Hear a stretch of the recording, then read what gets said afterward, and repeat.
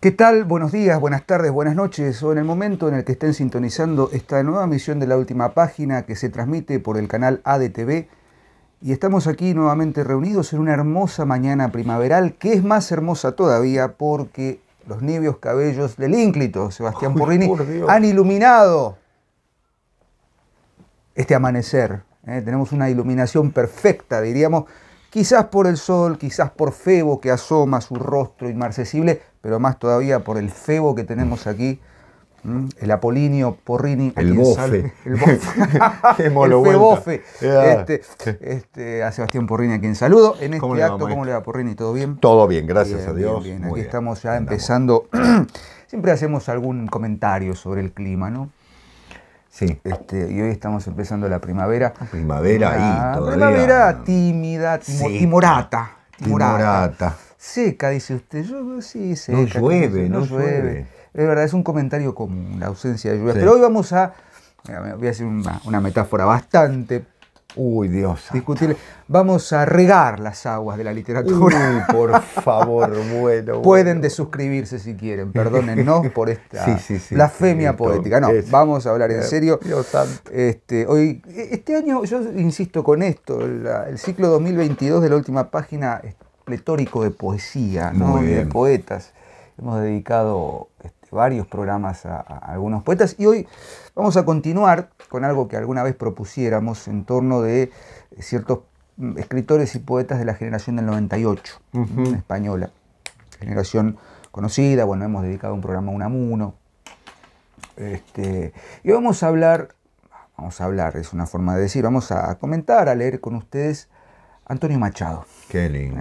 El gran Antonio Machado, uno de los poetas más jóvenes de la generación del 98, un personaje interesante no solo por su literatura poética, sino también por, ¿qué decir?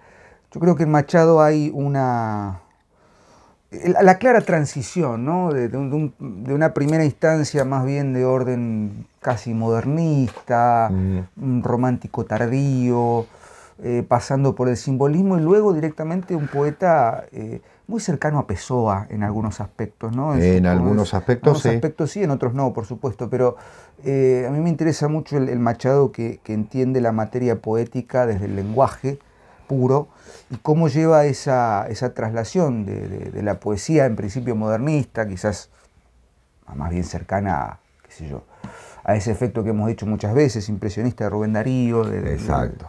La fuerza de la metáfora, del verso cargado, etcétera, hacia una poesía más centrada en el lenguaje mismo y en el valor lírico, sobre todo a partir de sus dos heterónimos, que son Juan de Mairena y Abel Martín, ¿no? Que ahí hay para sacar de todo. Qué libro bello.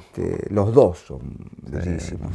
Así que aquí tenemos la poesía completa de Machado, yo la tengo en una edición de la colección Austral, del año, es la cuarta edición que tengo acá, que está bastante deteriorada porque es uno de los que rescatamos de nuestra aventura por la biblioteca que estaba siendo desvencijada, así que tiene algunas marcas.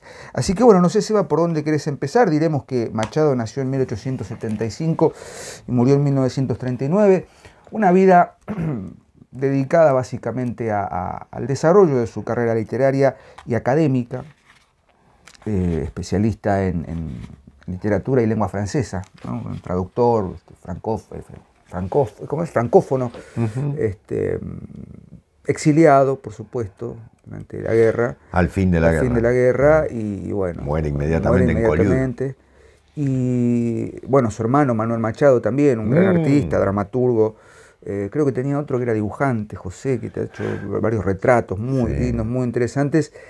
Bueno, una vida como toda vida poética en esos años, marcada por ciertas cuestiones en torno de la pasión, del erotismo y del amor, que también han sido elemento central de su poesía, ¿no? Sin duda. Su primer matrimonio con Leonor, mucho más joven que él, por supuesto, casi 20 años más joven, y luego esa historia un tanto complicada con Pilar, no recuerdo ahora el apellido, mejor conocida como Guiomar, ¿sí? Su musa inexistente, pero con mucha existencia, por cierto. Sí, claro. Así que bueno, no sé, Seba, ¿por dónde querés? Mirá, vamos a ordenar un poco el tema primero de su poesía, ¿no? El primer gran libro de Machado es Soledades, ¿no? Sí. Soledades que exactamente recogen la poesía que va desde fines del siglo XIX hasta 1907. Las Soledades hay una combinatoria, primero el homenaje, ¿no? El homenaje a Góngora, ¿no? Y en segundo lugar, la recolección de poesías en distinta métrica, pero siempre en una métrica muy cuidadosa. Machado no es un escritor de poesía libre, sino al contrario, de cierta prosa poética por momentos, pero fundamentalmente de cierta combinatoria de la poesía tradicional española, sobre todo de lo que es la poesía andaluza, porque es un andaluz, nació en Sevilla, ¿no? Sevillano. Claro. Y luego ese bellísimo libro que es Campos de Castilla, Campos de Castilla que tiene, yo creo, algunos de los poemas más bellos, y que son esos poemas a los cuales uno vuelve constantemente, ¿no? Campos de Castilla, Campos de Soria. Yo me voy a permitir el poema número 97 de Campos de Castilla. Se llama Retrato. Seguramente cuando lo lea ustedes se van a recordar inmediatamente el poema. Primero porque ha sido muy divulgado. Y segundo y fundamental por el juego. Si bien es un retrato, es un autorretrato, ¿no? Con un verso extenso, largo, que dice: mi infancia son recuerdos de un patio de Sevilla y un huerto claro donde madura el limonero. Mi juventud, 20 años en tierra de Castilla, mi historia, algunos casos que recordar no quiero. Ni un seductor mañara, ni un bradomín he sido. Así, bueno, ahora vamos. Ya conocéis mi torpe aliño indumentario, mas recibí la flecha que me asignó Cupido y amé cuanto ellas puedan tener de hospitalario. Hay en mis venas gotas de sangre jacobina, pero mi verso brota de manantial sereno. Y más que un hombre al uso que sabe su doctrina, soy, en el buen sentido de la palabra, bueno. Adoro la hermosura y en la moderna estética corté las viejas rosas del huerto de Ronsard. Mas no amo los afeites de la actual cosmética, ni soy un ave de esas del nuevo Gaterinar. Desdeño las romanzas de los tenores huecos y el coro de los grillos que cantan a la luna. Al distinguirme paro las voces de los ecos y escucho solamente entre las voces una. Soy clásico romántico, no sé. Dejar quisiera mi verso como deja el capitán su espada, famosa por la mano viril que la blandiera, no por el docto oficio del forjador preciada. Converso con el hombre que siempre va conmigo. Quien habla solo espera hablar a Dios un día. Mi soliloquio es plática con este buen amigo que me enseñó el secreto de la filantropía. Y al cabo, nada os debo. Debéisme cuanto he escrito. A mi trabajo acudo, con mi dinero pago, el traje que me cubre y la mansión que habito, el pan que me alimenta y el lecho en donde yago. Y cuando llegue el día del último viaje, y esté al partir la nave que nunca ha de tornar, me encontraréis a bordo, ligero de equipaje, casi desnudo, como los hijos de la mar. Bueno, de más está decir que, primero, una característica que habrán notado es el sencillismo. No hay palabras complejas, no hay términos que deban ser buscados en el diccionario, forma parte de todos los, digamos así, recuerdos de una vida. Empieza justamente con los recuerdos, ¿no?, del patio de Sevilla. Él nació en el Palacio de las Dueñas, en Sevilla, que es un lugar exquisito. Las referencias literarias, Mañara, Bradomín, ¿no?, el Marqués de Bradomín, ese personaje maravilloso de don Ramón del Valle Inclán. Y fundamentalmente esa tensión que se da en Machado, ¿no?, lo jacobino, lo tranquilo. Porque fue un hombre comprometido políticamente, incluso desagradablemente ha escrito un poema espantoso a Stalin. Yo no puedo creer que un poeta haya visto en Stalin un ser humano querible. Lo indeseable, lo declararon indeseable a él y a unos cuantos más en la academia, no sé cuál de. Claro. Pero siempre un poeta, a pesar de que se enlode, cuando es un gran poeta, a pesar de que se enlode con alguna cosa circunstancial, Machado supera eso y este es un muy buen ejemplo, ¿no? Del verso extenso, del verso reflexivo, de la idea justamente de lo que debe ser una poesía. Es una poética también este retrato, porque él es un poeta. Soy clásico, romántico, no sé, no importa en última instancia todas estas escuelas, sino la verdadera poesía que digamos, fíjense ustedes que hace la referencia al capitán que deja su espada, es decir, no es el creador de, sino más bien el que transmite, el que recibe, ¿no?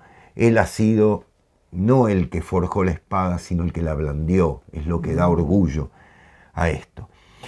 Y en la vida cotidiana, en la vida personal de uno, yo siempre tengo la manía de hablar solo, ¿no? Cuando estoy solo en mi casa hablo solo. Tal vez alguno dirá que es una marca de mi locura habitual. De hecho, cuando ha entrado alguna persona me dice, ¿estás hablando solo? Sí. Siempre le respondo, quien habla solo espera hablar a Dios un día. Me parece uno de los versos más bellos de la historia de la literatura. Esta idea de que en el fondo la filantropía es ni más ni menos que la búsqueda de uno mismo, ¿no? Dice, mi soliloquio es plática con este buen amigo que me enseñó el secreto de la filantropía. Es decir, en el fondo buscamos conocernos a nosotros mismos. En el fondo la poesía de Machado es una búsqueda de conocerse a sí mismo, que tiene, sí, toda la carga de un hombre que ha sido golpeado, que ha podido observar en la naturaleza de esa región andaluza tan rica una gran verdad, pero que la encuentra en Castilla y en Soria, ¿no es cierto? Es decir, que se encuentra perfectamente y profundamente español en las raíces propias de lo castizo, de casi diríamos de lo cervantino, ¿no? Y el hecho final, la nave que nunca ha de tornar, ligero de equipaje, casi desnudo como los hijos de la mar, en el fondo es ese desprendimiento, ¿no? Muy, muy profundo, que Machado siempre tiene en cuenta, porque incluso en los versos a Jesús, ¿no? Al Jesús de sus antepasados, como dice, al Jesús que se carga en las procesiones tan hermosas que hay en Sevilla, él ve la fe de sus mayores que no tiene que ver con su descreimiento, no importa en última instancia, sino que tiene que ver con una tradición, que es aquella en la cual se construye la historia de una España siempre tan desgarrada. Porque, hay que recordarlo, hay otro verso muy famoso suyo, una de las dos Españas te helará el corazón. Es decir, esa España que está a punto de estallar en un enfrentamiento espantoso entre hermanos, Machado lo prevé unos años antes, con toda esa grandeza, con toda esa delicadeza que siempre tienen los poetas. Ya les digo, esto no quiere decir que no haya cometido errores, pero el tiempo lava de tal manera estas cosas que uno prefiere quedarse porque se encuentra con un hermano, ¿no? A mí me ha pasado siempre con la poesía de Machado que entiendo que hay como una hermandad más allá. Esas crisis que él vivía son las crisis que vivimos todos los seres humanos frente a la divinidad, ¿no? En muchos casos, o frente al mundo. El retrato siempre me ha parecido, ya les digo, poema 97 de Campos de Castilla, siempre me ha parecido una delicadeza tan grande porque ese torpe aliño indumentario es el que uno ve en Machado siempre, las corbatas torcidas, ¿no? Esos sacos puestos mal, que en el fondo no es una pose, es así. Es el hombre que se enfrenta al mundo, ¿no? Yo quiero leer un poema de Soledades, justamente para hacer el contraste, ¿no? Porque ahí dijiste algo muy interesante. A mí se me ocurre la palabra tradición, pero no en el sentido que solemos utilizar a nivel metafísico y demás, sino una herencia.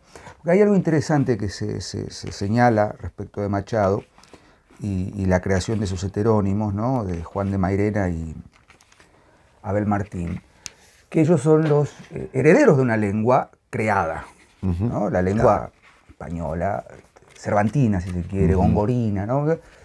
pero además de ser herederos de una lengua creada, son exponentes de una lengua hablada. Claro. Entonces, esa conjunción entre, como bien dijiste, ese sencillismo aparentemente fácil, ¿no? Sí, de su poesía, se conjuga con, por supuesto, una esencia lírica muy interesante.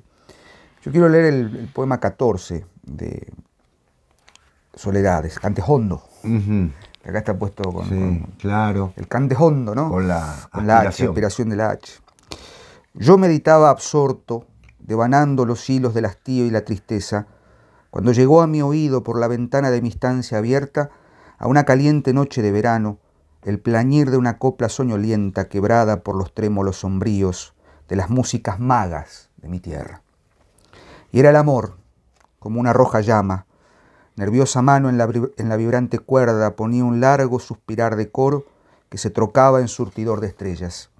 Y era la muerte, al hombro la cuchilla, el paso largo, torva y esquelética, tal cuando yo era niño la soñaba. Y en la guitarra resonante y trémula, la brusca mano, al golpear fingía el reposar de un ataúd en tierra. Y era un plañido solitario, el soplo que el polvo barre y la ceniza avienta. Que el polvo barre y la ceniza avienta, ¿no? Esta cuestión de, en ese sonido tan característico de las sevillanas, ¿no?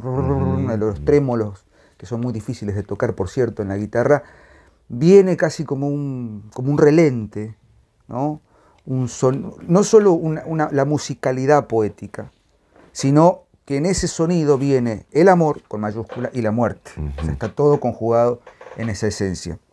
Que luego, volviendo a Campos de Castilla, hay un poema, si lo encuentro acá, porque lo tenía marcado. Ayúdame con los números, Romano, porque soy pésimo. 99. 99, bien. Yo soy muy malo con los números romanos, debo confesarlo. Por tierras de España. Fíjense, ¿no? Siguiendo la misma tónica anterior. El hombre de estos campos que incendia los pinares y su despojo aguarda como botín de guerra, antaño hubo raído los negros encinares, talado los robustos robledos de la sierra. Hoy ve sus pobres hijos huyendo de sus lares, la tempestad llevarse los limos de la tierra, por los sagrados ríos hacia los anchos mares, y en páramos malditos trabaja, sufre y yerra. Es hijo de una estirpe de rudos caminantes, pastores que conducen sus hordas de merinos a Extremadura fértil, rebaños trashumantes que mancha el polvo y dora el sol de los caminos. Pequeño, ágil, sufrido, los ojos de hombre astuto, hundidos, recelosos, movibles, y trazadas cual arco de ballesta, en el semblante enjuto de pómulos salientes, las cejas muy pobladas. Abunda el hombre malo del campo y de la aldea, capaz de insanos vicios y crímenes bestiales, que bajo el pardo sayo esconde un alma fea, esclava de los 7 pecados capitales. Los ojos siempre turbios de envidia o de tristeza guarda su presa y llora la que el vecino alcanza, ni para su infortunio ni goza su riqueza, le hieren y acongojan fortuna y malandanza. El numen de estos campos es sanguinario y fiero. Al declinar la tarde sobre el remoto Alcor, veréis agigantarse la forma de un arquero, la forma de un inmenso centauro flechador. El divino Rubén. Veréis llanuras bélicas y páramos de aceta. No fue por estos campos el bíblico jardín. Son tierras para el águila, un trozo de planeta por donde cruza errante la sombra de Caín. Es decir, la sombra de Caín, después le pone Abel Martín a su heterónimo, ¿no? Yeah. Es decir, esta cuestión de mirar a la España profunda, la España de los campos de Castilla, cuando el Quijote sale, ¿no? a sus andanzas, a desfacer en tuertos y demás, vemos una España que ya está en decadencia. Imagínense esto en el fin del siglo XIX, principio del siglo XX, lo que observa Machado, justamente lo que va a venir. Una tierra, el numen de estos campos es sanguinario y fiero. Es decir, hay algo allí que arrastra una sombra, arrastra una sequedad en la tierra que solo, desde mi punto de vista, se puede revitalizar poéticamente, ¿no? Es decir, Claro. hay una búsqueda de encontrar, incluso en esa tierra, en esos campos sanguinarios, fieros, donde cruza errante la sombra de Caín, ¿no? Como esa sombra de la traición, del pecado, algo que se pueda rescatar, Claro. algo que se pueda salvar a partir de la poesía. El que mata al hermano. El que ¿no? mata al hermano. Claro. Es una España que está a punto Una de España matar. que está a punto de matarse, ¿no? Bueno, y el 95, también muy conocido, yo estoy poniendo todos los... Escrito en 1912 en Soria, es el famoso A un olmo seco. Digo famoso porque posiblemente ese árbol, que no sepamos cuál es todos los árboles y es todos los seres humanos. Y si bien hay una circunstancia en este poema que tiene todo digamos así, el perfume de la vida de Machado, siempre me ha parecido que trasciende el momento. Miren, vamos al poema. Dice: al olmo viejo, hendido por el rayo y en su mitad podrido, con las lluvias de abril y el sol de mayo, algunas hojas verdes le han salido. El olmo centenario en la colina que lame el Duero, un musgo amarillento le mancha la corteza blanquecina al tronco carcomido y polvoriento. No será cual los álamos cantores que guardan el camino y la ribera habitado de pardos ruiseñores. Ejército de hormigas en hilera va trepando por él y en sus entrañas urden sus telas grises las arañas. Antes que te derribe, olmo del Duero, con su hacha el leñador, y el carpintero te convierta en melena de campana, lanza de carro o yugo de carreta, antes que rojo en el hogar mañana ardas de alguna mísera caseta al borde de un camino, antes que te descuaje un torbellino y tronche el soplo de las sierras blancas, antes que el río hasta el mar te empuje por valles y barrancas, olmo, quiero anotar en mi cartera la gracia de tu rama verdecida. Mi corazón espera también hacia la luz y hacia la vida otro milagro de la primavera. La circunstancia es que se estaba muriendo su esposa. Él también espera un milagro. Ese árbol seco, el símbolo de toda la vida, la vertical que somos y que en algún momento caemos, es también aquel que espera el milagro de la vida, dice, otro milagro de la primavera, volver a verdecer, volver a enamorarse, volver a ser.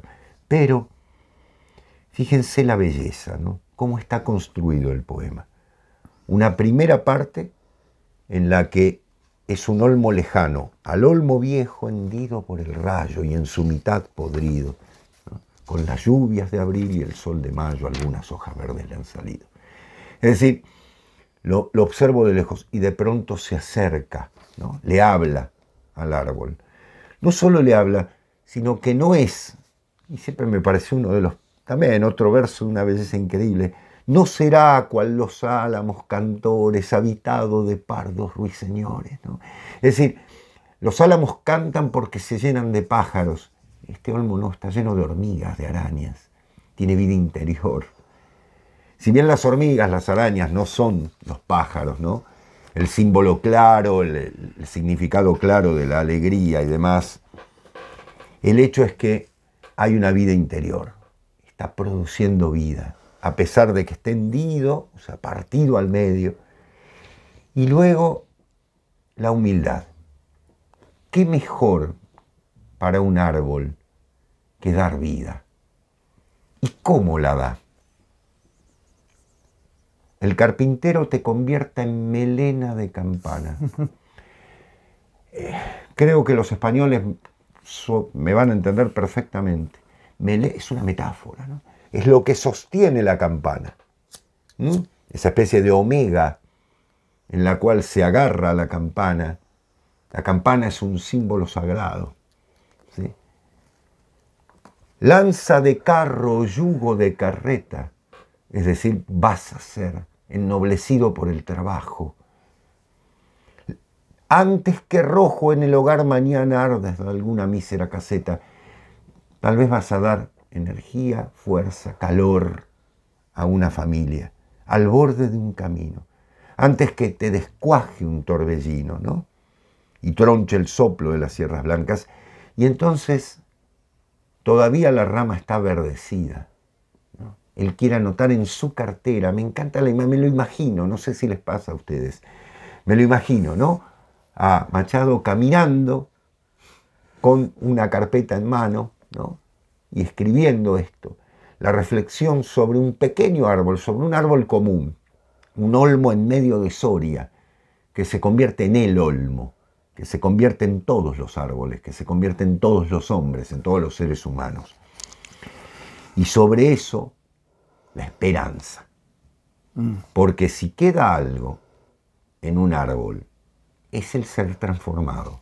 La eternidad de la melena de una campana, la lanza que va a ser de un carro o el yugo de la carreta, el yugo, casi la misma forma de omega de la campana, y fundamentalmente el calor, la vida que va a seguir dando. Siempre me pareció, dice a un olmo seco, sin embargo tiene más vida que nunca. Por eso, es, ¿no?, revitalizar. Es revitalizar. Mi corazón espera también hacia la luz y hacia la vida. Otro milagro de la primavera. Es decir, en el fondo siempre estamos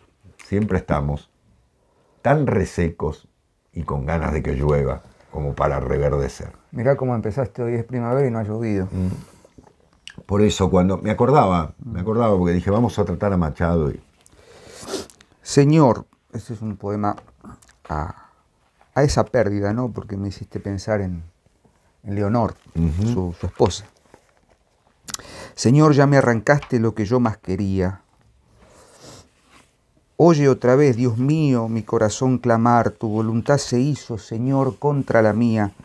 Señor, ya estamos solos, mi corazón y el mar. Dice la esperanza, un día la verás, si bien esperas.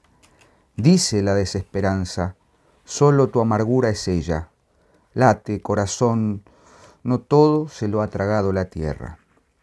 Allá, en las tierras altas del Duero, en las tierras altas por donde traza el Duero su curva de ballesta, en torno a Soria, entre plomizos cerros y manchas de raídos encinares, mi corazón está vagando en sueños. ¿No ves, Leonor, los álamos del río con sus ramajes yertos? Mira el moncayo azul y blanco, dame tu mano y paseemos por estos campos de la tierra mía. Bordados de olivares polvorientos voy caminando solo, triste, cansado, pensativo y viejo. Soñé que tú me llevabas por una blanca vereda en medio del campo verde, hacia el azul de las sierras, hacia los montes azules una mañana serena.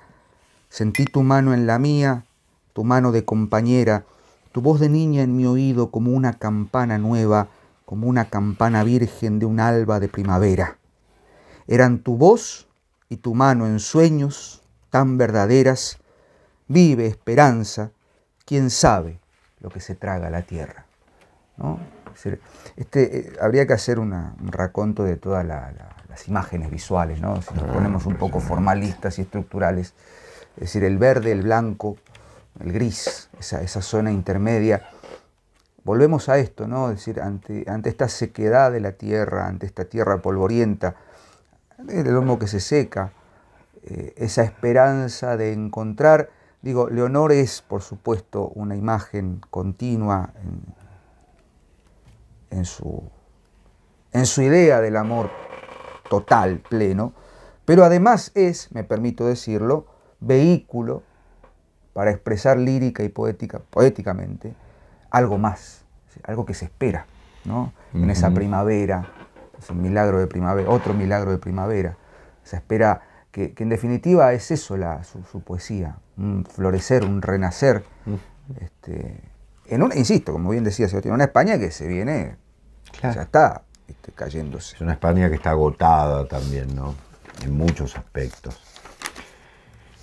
Los proverbios y cantares son de lo más conocido, ¿no? Caminantes son tus huellas, el camino y nada más. Bueno, valga decir que esa poesía tan sencilla, tan noblemente sencilla, tiene la faceta de aquello que es la búsqueda del propio yo en todas sus formas.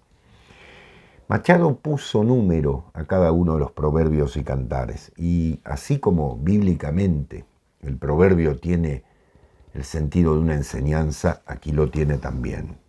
Yo amo a Jesús, que nos dijo: cielo y tierra pasarán, cuando cielo y tierra pasen, mi palabra quedará. ¿Cuál fue, Jesús, tu palabra? Amor, perdón, caridad. Todas tus palabras fueron una palabra: velado. Es decir, mantengámonos despiertos. El verdadero cristianismo es, de alguna manera, también un constante estar despierto, ¿no? En torno de. Ahora, lo interesante de toda esta poesía, que uno puede eternamente recitar y leer, es que no busca en ningún momento ni la rima forzada, ni la palabra extraña, ni el concepto en retruécano, sino que a pesar justamente de la gran tradición española barroca, que es enorme, Machado busca la poesía sencilla, aquella que puede llegar a atrapar en la búsqueda del yo a cada uno de los lectores. Cuando uno vuelve a los poemas de Machado, y yo soy un constante de su lectura, es el descubrimiento propio del ser humano que está parado en medio de la llanura, esas llanuras castellanas, esas llanuras de Soria, esperando ver la llegada de Dios. No por nada esa idea de que el que habla solo espera hablar a Dios un día. Es decir, todos están en una espera.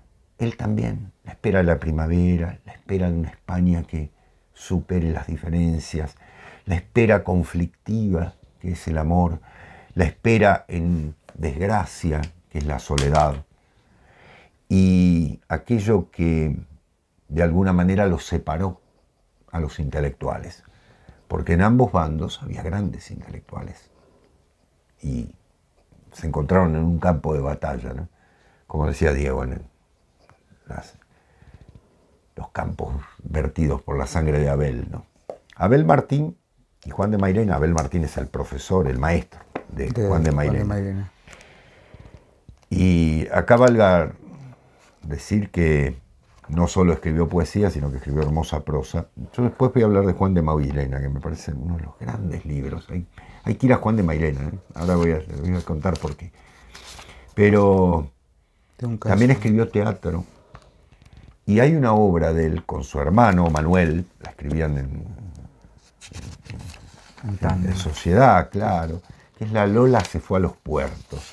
Es una obra bellísima, en verso, de una delicadeza sobre el ideal femenino y demás, incluso sobre la idea de la libertad de la mujer, que es muy interesante. 1929, pero no solo interesante por ese tema, sino también por la tradición hispana de lo femenino, que es muy fuerte. Quien dijera que había solamente sumisión, bueno, evidentemente ha leído una parte nada más, o ha visto una parte, tiene un ojo tapado, como el que pintó Miguel Ángel en el juicio final, ¿no? Sí. Juan de Mairena, ya que estamos. Yo leí Juan de Mairena con una pasión, son 2 tomos hermosos. Apócrifas, cancionero apócrifo, ¿no? Juan de Mairena, poeta, filósofo, retórico e inventor de una máquina del cantar. Eso es genial. Nació en Sevilla, como obviamente Machado, murió en Casariego de Tapia en 1909. Es autor de Una vida de Abel Martín, arte poética, de una colección de poesías, coplas mecánicas y de un tratado de metafísica, Los 7 reversos. Es interesante pensar en esto, ¿no? Yo lo asociaba con Pessoa, pero obviamente con reconvenciones, por esto de los heterónimos, ¿no? Pero hay unos versos que dice Machado: busca tu complementario, que marcha siempre contigo y suele ser tu contrario, ¿no? Esta necesidad quizás de escindirse literalmente, literal y literariamente, en este profesor, Abel Martín, y en su discípulo que de alguna manera lo supera, ¿no? Supera a Abel Martín. Sí. Y Juan de Mairena le dedica estos versos. Mairena a Martín muerto. Maestro, en tu lecho yaces, en paz con ella o con él. ¿Quién sabe de últimas paces, don Abel? Si con ella, bien colmada la medida, dice quieta en la almohada tu noble cabeza hundida.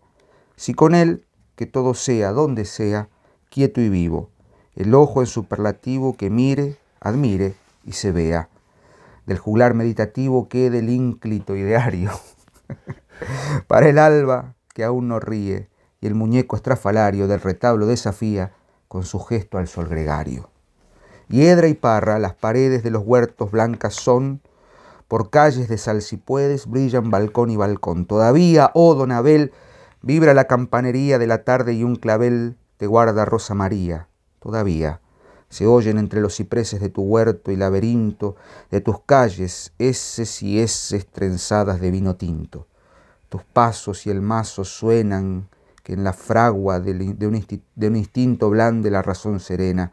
De tu logos variopinto nuevo racio queda el ancla en agua y viento, buen cimiento de tu lírico palacio y cuajado en piedra del fuego del amante.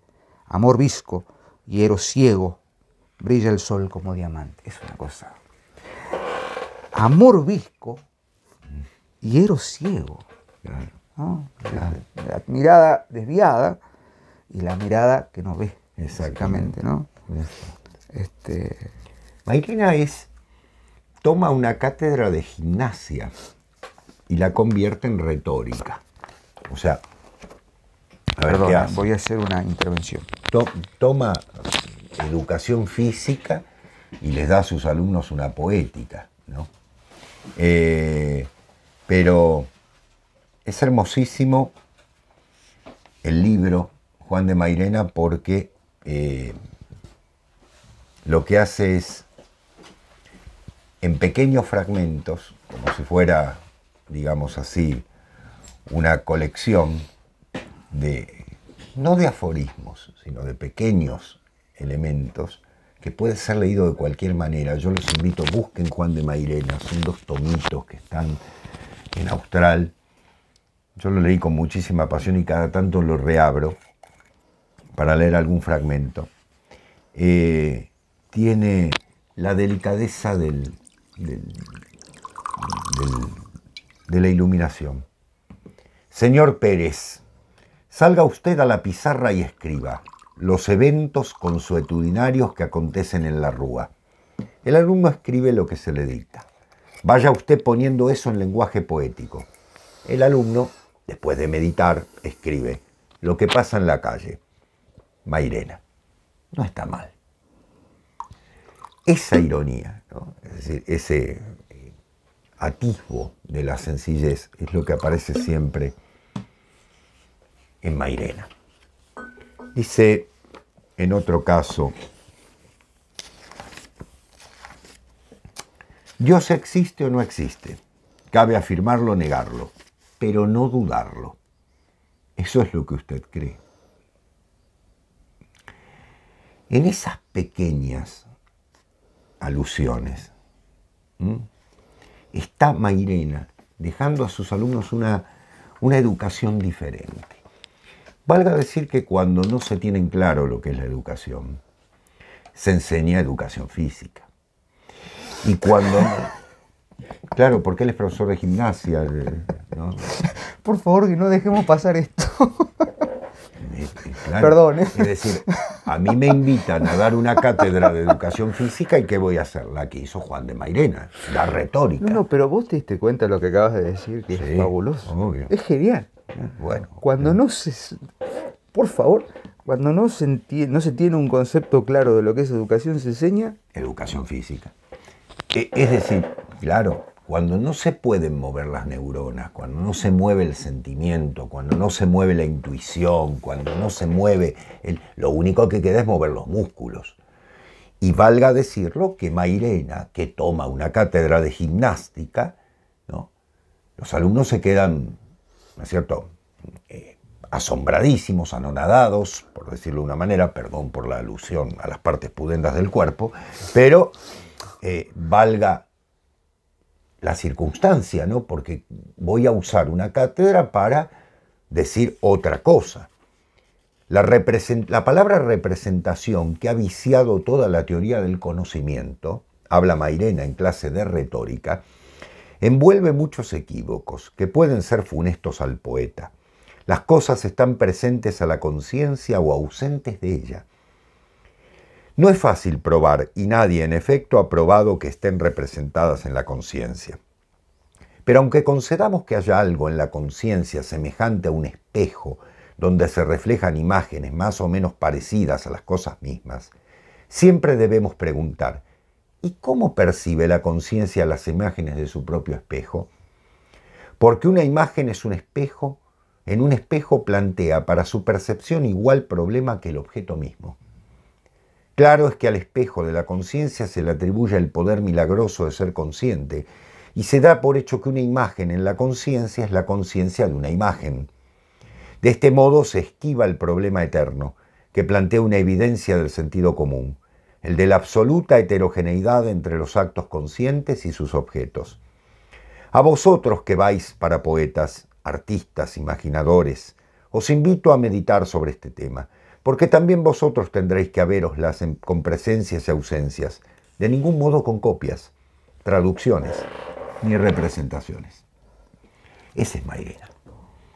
Es decir, ¿qué es? Es un cacheteador oficial. Es decir, los está cacheteando constantemente, despertándolos. Sobre todo porque uno ha asumido la idea de que la educación es una cantidad de datos que se brindan para la nada misma, sobre la base de un principio que es acumulativo. Y en este caso, Machado, cuando uno lee Juan de Mairena, ve el desorden más omnímodo, pero el orden total detrás. Es decir, claro, esos fragmentos parecen que son inconexos, que no tienen ninguna relación. Sin embargo, el verdadero docente del cual está hablando Machado y a quienes se está refiriendo con Juan de Mairena, es aquel que problematiza en pequeños aspectos lo grande de la vida. Cuando la poesía se encuentra ante el universo, todo lo que nos hayan enseñado de retórica o demás no queda más que para una gimnasia. Por eso da gimnasia, ¿sí? Por eso es una clase de gimnástica. Sí, perdón. Todo poeta, dice Juan de Mairena, supone una metafísica, la metafísica de Juan de Mairena. ¿Acaso cada poema debiera tener la suya? Implícita, claro está, nunca explícita.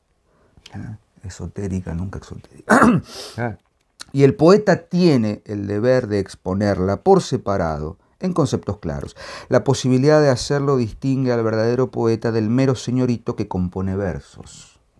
Esto está citado de Los 7 reversos, el tratado de metafísica, apócrifo, por supuesto, de Juan de Mairena.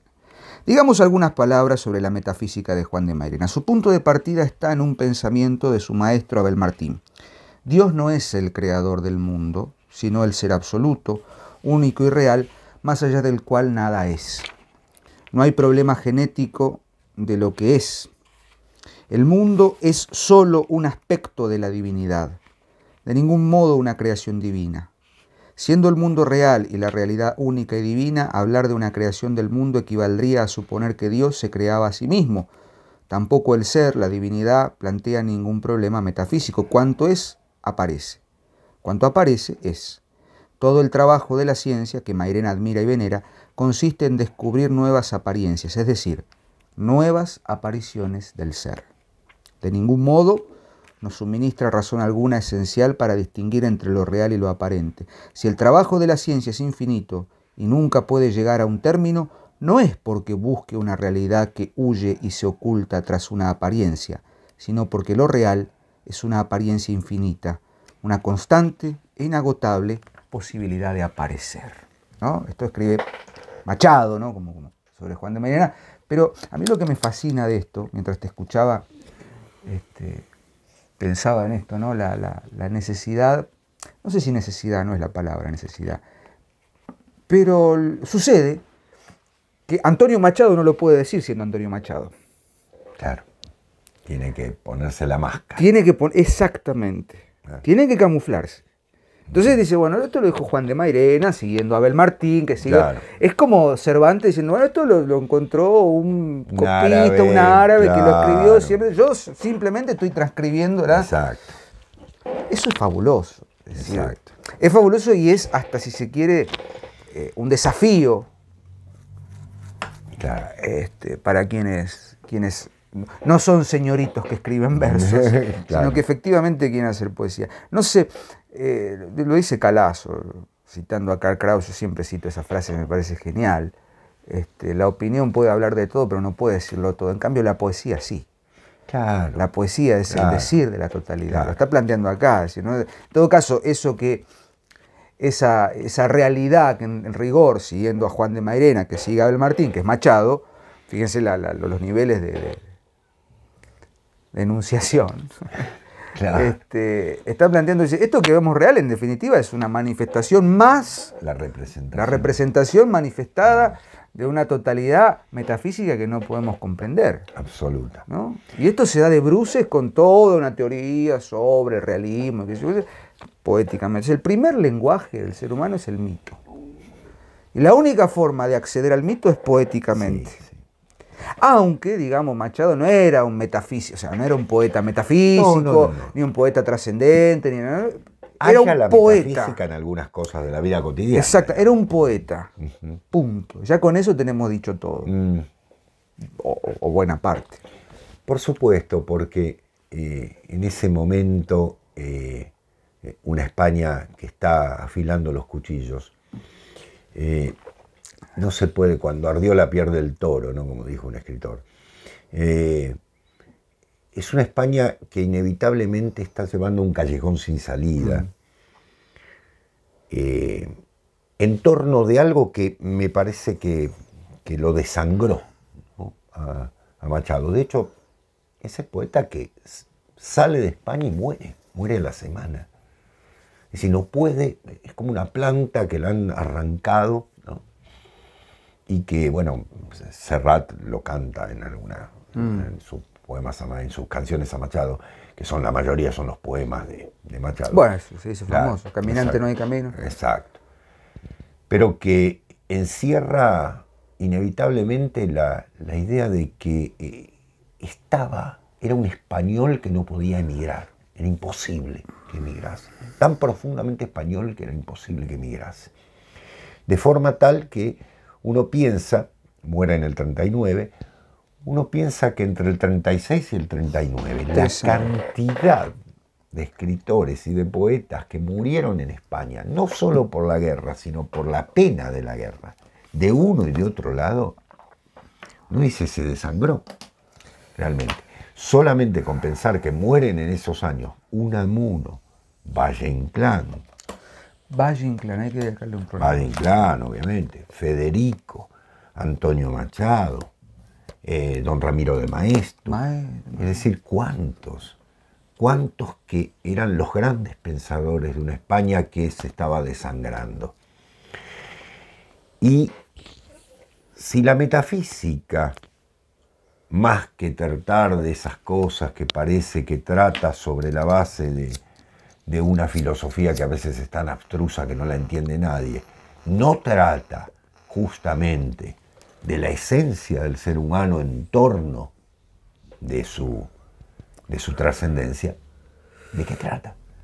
Cuando Machado se pregunta, cuando relaciona a través de las palabras de Juan de Mairena, la labor del poeta con la labor del metafísico y el asombro del poeta ante el reverdecer de un olmo, ¿dónde está la vida? Es decir, ¿dónde está la trascendencia? Justamente, vos sabés que pienso en esto. En este mundo, voy a tratar de decirlo con la Nada mayor... es verdad ni mentira, diría don Ramón de Campoamor.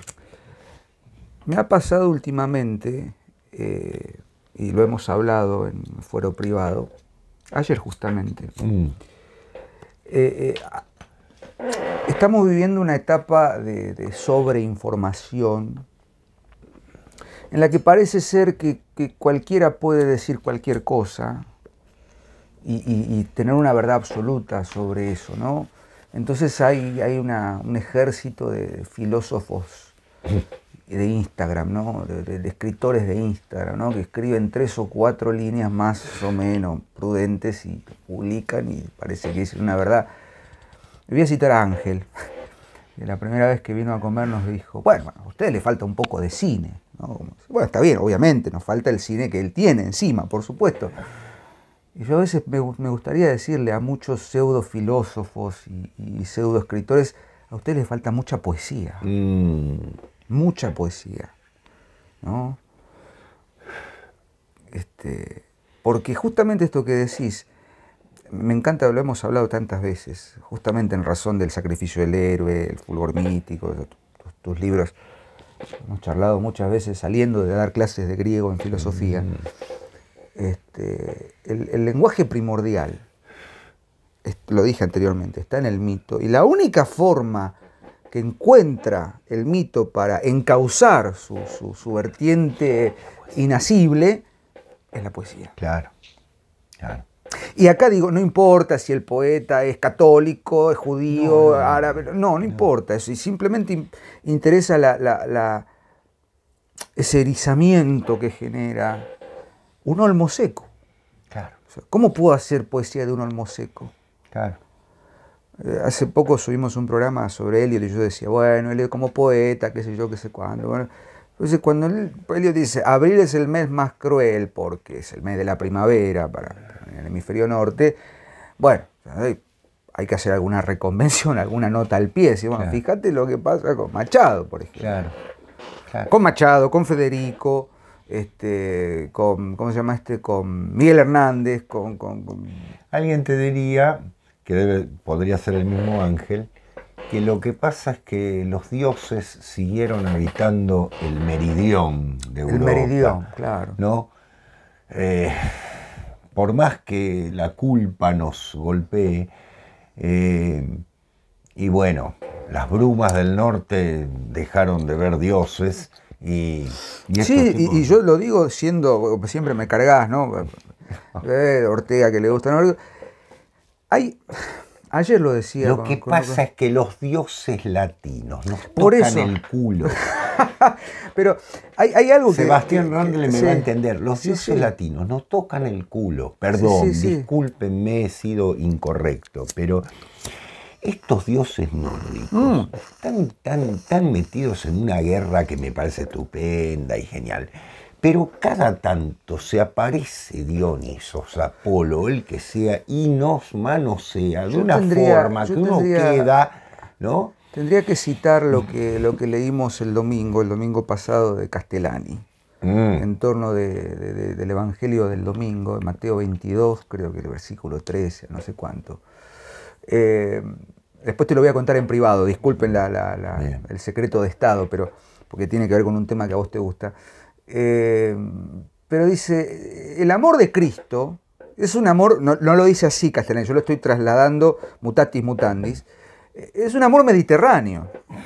Es decir, cuando empezamos a buscar, y perdón por las derivas, pero cuando empezamos a buscar respuestas allende los Pirineos, y nos vamos, ¿viste? Y viene y me pongo un punto acá y una bata de bambú, ahí, ¿no? Y la espiritualidad, y estamos meando fuera del tarro, viejo. Estamos, ¿viste? Yendo hacia cualquier lado.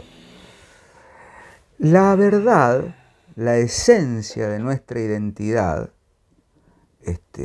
mediterránea, occidental, hay que decirlo, está allí, en ese fluir de ríos, de olivares, de vino, mares, de mares. Yo reitero, esto, vayan a ver el programa de Strindberg y de Ibsen, que fue como un quiebre. Solo nosotros podemos reír. No podemos reír de sopa de pan. Pero es verdad, es decir, y Machado lo entiende así, con un dolor muy profundo a veces, con una, ¿qué decir? Claro. Hay una cuestión allí a considerar que tiene que ver con esto. Si no podemos negar que venimos... que venimos de esa cultura, claro, que somos de una cultura, voy a decir algo polémico, de una cultura poblada por una leyenda negra y España y qué sé yo, qué sé cuánto, sí, pero no lo podemos negar. Hagan un raconto de cuáles son nuestras raíces. Yo recuerdo que el doctor Nelson Zapata, Dios lo tenga en su santa gloria, profesor de teología moral y de Pentateuco, yo lo cursé un par de materias con él, decía... Bueno, si uno agita el árbol genealógico de un cristiano y algún judío va a salir, pero no lo decía de una manera racial claro. Lo decía, no podemos negar nuestras patas culturales, obviamente, ¿no? Obviamente. Es decir, en ese sentido la poesía española, la poesía de la generación del 98, de la que Machado era un gran exponente, nos llama la atención, ¿no? Campos de Castilla. Claro. Campos de Castilla. Campos. ¿No? Campos. Claro. Amo un sitio en tu montura, caballero, el de la triste figura. El Quijote. Quijote no sale a buscar, qué sé yo, no sale a los campos. Sale a buscar oro. Sale a buscar oro. Es esa España que de alguna manera, bueno, los españoles nos van a contestar sin duda. Sobre todo nuestro querido amigo, cuya identidad seguirá en secreto. Sí, tal vez, pero España es una derrotada de antemano. Sí. Por eso dio grandes poetas, ¿no? O sea, como dice Ángel, no se canta ¿no es cierto? No se canta al triunfo, se canta a la derrota. Odín bebiendo cerveza, no. Se canta, por Dios, por favor. Se canta realmente a lo perdido, al paraíso perdido, al amor perdido, a lo que ha dejado de ser. Yo, para cerrar, porque si no nos vamos a derivar, querido Jack Tollers acaba de subir un programa sobre... Bryce Revisited. Exactamente. De Evelyn Waugh. De Evelyn Waugh. Waugh. Dice que es Waugh. Evelyn Waugh. Claro.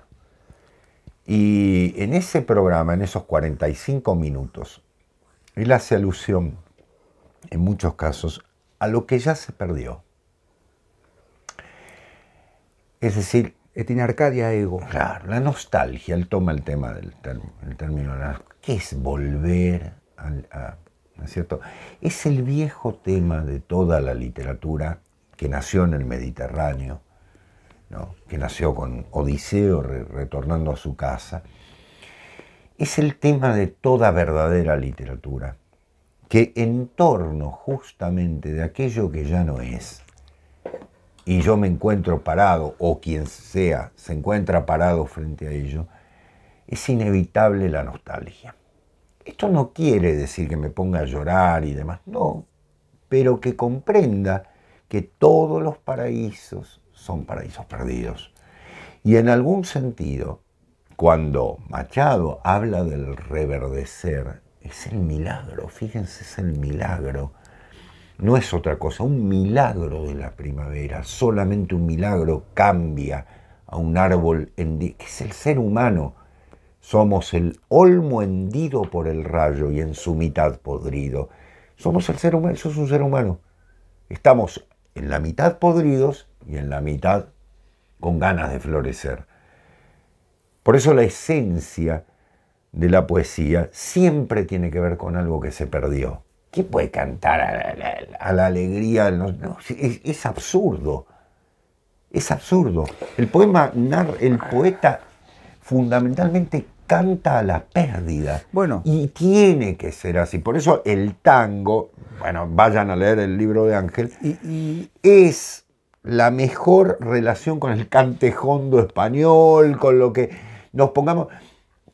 Pero es una derrota adelantada. Y con esto cierro. España estaba signada para estar derrotada porque el mundo se le puso delante. Mis queridos progres, cuando lo entiendan se van a dar cuenta de que el mundo que se opuso a España en el siglo XVII fue el que triunfó, fue el que triunfó. Es decir, fue el que verdaderamente ganó. Por eso el Quijote sale con una lanza en ristre a enfrentar el mundo. Porque es un mundo que va a ganar inevitablemente en la inmanencia. Es el que ganó, sí, ya lo sé. Pero el tema es, ¿me subo a ese carro? O como pasa con estos hombres, como pasa con estas mujeres, dijeron, nos ponemos en torno de un caballo que sabemos que va a perder, pero que es fundamentalmente la herencia que hemos recibido, porque es la herencia de mis mayores, lo dice Machado, es la herencia de mis mayores. Quien insulta su herencia, insulta su esencia. Yo no puedo ser otra cosa más que un Tano al cuadrado.